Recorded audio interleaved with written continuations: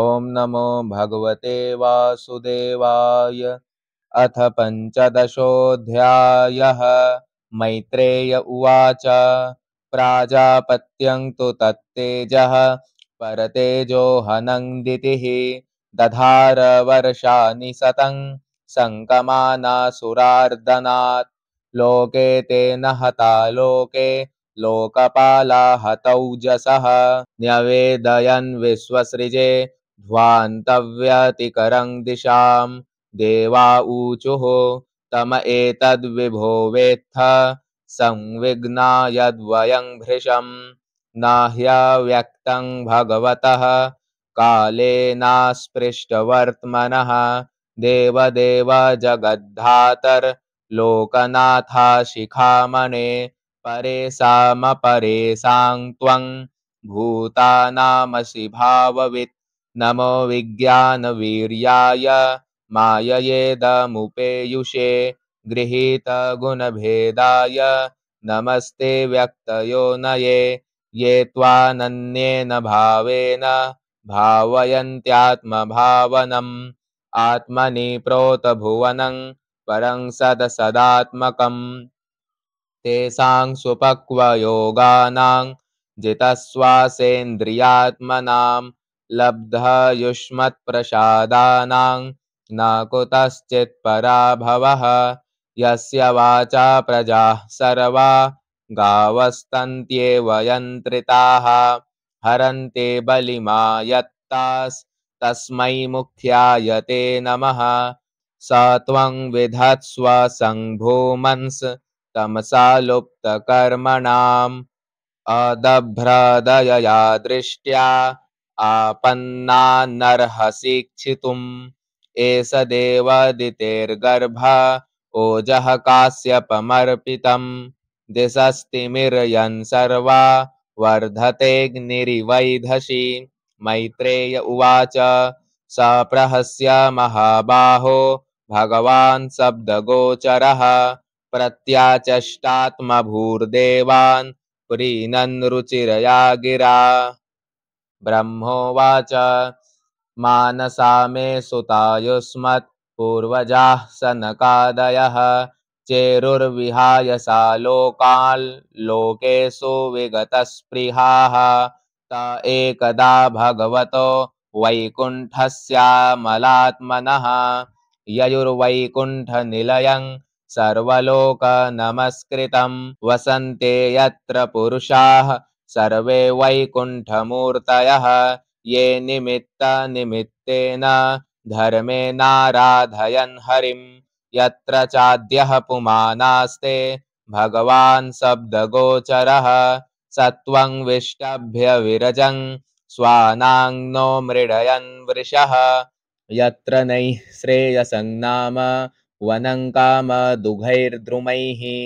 सर्वर्तु श्रीभिर्विभ्राजत् कैवल्यमिव मूर्तिमत् वैमानिकाः सललनाश्चरितानि यत्र गायन्ति लोकसमलक्षपनानि भर्तुः अन्तर्जलेऽनुविकसन् मधुमाधवीनां गन्धेन खण्डितधियोऽप्यनिलं क्षिपन्तः पारावतान्यभृतसारसचक्रवाक दात्यूह हंस सुकतित्तिरिबर्हिणां यः कोलाहलो विरमते चिरमात्रमुच्चैर्भृङ्गाधिपे हरिकथामिव गायमाने मन्दारकुन्दकुरबोत्पलचम्पकार्न पुन्नागनागबकुलाम्बुजपारिजाताः गन्धेर्चिते तुलसिकाभरणेन तस्या यस्मिंस्तपः सुमनसो बहुमानयन्ते यत्सङ्कुलं हरिपदानतिमात्रदृष्टैर्वैदूर्यमारकतहेममयैर्विमानैः येषां बृहत्कटितटाः स्मितसोऽभिमुख्यः कृष्णात्मनां नरज आदधुरुत्स्मयाद्यैः श्रीरूपिणी क्वणयते चरणारविन्दं लीलाम्बुजेन हरिसद्मनिमुक्तदोषा संलक्ष्यते स्फटिककुड्य उपेतहेम्नि सम्मार्जतीव यदनुग्रहणेऽन्ययत्नः वापीषु विद्रुमटटा स्वमलामृताप्षु प्रेस्यान्विता निजवने तुलसीभिरीशम् अभ्यर्चते स्वलकमुन्नसमीक्ष्य वक्त्र मुच्छेसितं भगवतेत्यमताङ्गयच्छ्रीः यन्न व्रजन्त्यघविदो रचनानुवादात् शृण्वन्ति येऽन्यविषयाः कुकथामतिघ्नीः यास्तु श्रुता हतभगैर्निभिरात्तशारास्तांस्तान् क्षिपन्त्यसरणेषु तमः सुहन्त येऽभ्यर्थितामपि च नो नृगतिं प्रपन्ना ज्ञानं च तत्त्वविषयं सह धर्म यत्र नाराधनं भगवतो वितरन्त्यमुष्य सम्मोहिता विततया बतमायया ते यच्च व्रजन्त्यनिमिषामृषभानुवृत्त्या दूरे यमाह्युपरिणः स्प्रियनीयशीलाः भरतुर्मिथः सुयशसः कथनानुराग वैक्लव्यबाष्पकलया पुलकीकृताङ्गाः तद्विश्वगुर्वधिकृतं भुवनैकवन्द्यं दिव्यं विचित्रविबुधाग्र्यविमानशोचिः आपुः परां मुदमपूर्वमुपेत्य योग मायाबलेन मुनयस्तदथो विकुण्ठं तस्मिन्नतीत्य मुनयः षड्सज्जमानाः कक्षाः समानवयसावथ सप्तमायां देवावचक्षत गृहीतगदौ परार्ध्य केयूरकुण्डलकिरीटविटङ्कवेशौ मत्तद्विरेफवनमालिकया निवीतौ विन्यस्तयासितचतुष्टयबाहुमध्ये वक्त्रं भ्रुवाकुटिलया स्फुटनिर्गमाभ्यां रक्ते छनेन च मनाग्रभसं दधानौ द्वार्येतयोर्निविविशोर्मिषतोरपृष्ट्वा पूर्वा यथा पुरटवज्रकपाटिकायाः सर्वत्र ते विषमया मुनयः स्वदृष्ट्या ये सञ्चरन्त्यविहता विगताभिशङ्काः तान् वीक्ष्य वातरसनांश्चतुरः कुमारान् वृद्धान् दशार्धवयसो विदितात्मतत्त्वान् वेत्रेण चास्खलयतामतदर्हनांस्तौ तेजो विहस्य भगवत्प्रतिकूलशीलौ ताभ्यां निमिषेषु निषिध्यमानाः स्वरहत्तमा ह्यपि हरेः प्रतिहारपाभ्याम् ऊचुः सुहृत्तमदिदृक्षितभङ्ग ईषत् कामानुजेन सहसा त उपप्लुताक्षाः मुनय ऊचुः को वामिहैत्य भगवत्परिचर्ययोच्चैस्तद्धर्मिणां निवसतां विषमः स्वभावः तस्मिन् प्रशान्तपुरुषे गतविग्रहे वां को वात्मवत्कुहकयोः परिशङ्कनीयः न ह्यन्तरं भगवतीह समस्तकुक्षा वात्मानमात्मनि नभो नभसीवधीराः पश्यन्ति यत्र युवयोः सुरलिङ्गिनो किन् व्युत्पादितं ह्युदरभेदि भयं यतोऽस्य तद्वाममुष्य परमस्य विकुण्ठभर्तुः करतुं प्रकृष्टमिह धीमहि मन्दधीभ्यां लोकानितो व्रजतमन्तरभावदृष्ट्या पापीयशस्त्रय इमे रिपवोष्य यत्र तेषामितीरितमुभाववधार्य घोरं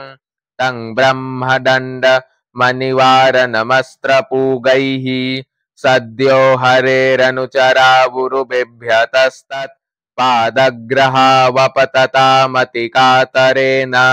भूयादघो निभगवद्भिर्कारिदण्डो यो नौ हरेत सुरहेलनमप्यशेषम् मा वो नुतापकलया भगवत्स्मृतिघ्नो मोहो भवेदिह तु नौ व्रजतो रथोधः एवं तदैव भगवानरविन्दनाभः स्वानां विबुध्य सदते क्रममार्यहृद्यः तस्मिन् ययौ परमहंसमहामुनिना मन्वेषणीयचरणौ चलयन् सहस्रीः तन्त्वागतं प्रतिहृतौपैकं स्वपुंभिस्ते चक्षताक्षविषयं स्वसमाधिभाग्यम् हंसश्रियोर्व्यजनयोः शिववायुलोलत् शुभ्रातपत्रशशिकेसरसीकराम्बुं कृत्स्नप्रसादसुमुखं स्पृहणीयधाम स्नेहावलोककलया हृदि संस्पृशन्तं श्यामे पृथावुरसि शोभितया श्रिया स्वश्चूडामणिं सुभगयन्तमिवात्मधिष्ण्यं पीतांशुके पृथुनितं विनिविस्फुरन्त्या काञ्च्यालिभिर्विरुतया वनमालया च वल्गुप्रकोष्ठवलयं विनता सुतांसे विन्यस्तहस्तमितरेण धुनानमब्जं विद्युच्छिपन्मकरकुण्डलमण्डनार्ह गण्डस्थलोन्नसमुखं मणिमत्किरीटं दोर्दण्डसण्डविवरे हरतापरार्ध्य हारेण कन्धरगतेन च कौस्तुभेन अत्रोपसृष्टमिति चोत्स्मितमिन्दिरायाः स्वानां धिया विरचितं बहुसोष्ठवाड्यं मह्यं भवस्य भवतां च भजन्तमङ्गं नेमुर्निरीक्ष्य न वितृप्तदृशो मुदाकैः तस्यारविन्दनयनस्य पदारविन्द किञ्जल्कमिश्रतुलसीमकरन्दवायुः अन्तर्गतः स्वविवरेण चकार तेषां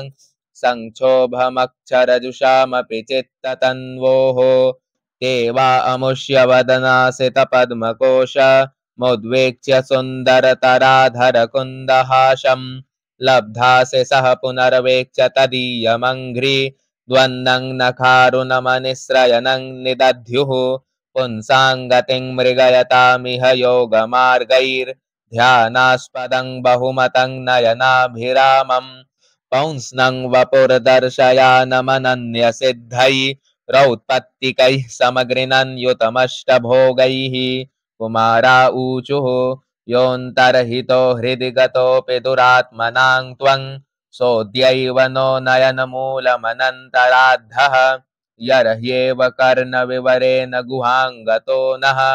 पित्रानुवर्णितरः भवदुद्भवेन तं त्वां विदाम भगवन् परमात्मतत्त्वं सत्त्वेन सम्प्रतिरतिं रचयन्तमेषां यत्ते नुतापविदितैर्दृढभक्तियोगैरुद्ग्रन्थयो हृदि विदुर्मुनयो विरागाः नात्यन्तिकं विगणयन्त्यपि ते प्रसादं किन्त्वन्यदर्पितभयं भ्रुव उन्नयैस्ते येङ्गत्वदङ्घ्रिशरणा भवतः कथायाः कीर्तन्यतीर्थयशसः कुशलारशज्ञाः कामं भवः स्ववृजिनैर्निरयेषु नस्ता चेतोलिवद्यदिनुते पदयोरमेत वाचश्च नस्तुलसिवद्यदि तेऽङ्घ्रिशोभाः पूर्येत ते गुणगणैर्यदि कर्णरन्ध्रः प्रादुश्च कर्थयदिदं पुरुहूतरूपं तेनेश निर्वृतिमवापुरलं दृशो नः तस्मा इदं भगवते नम इद्विधेम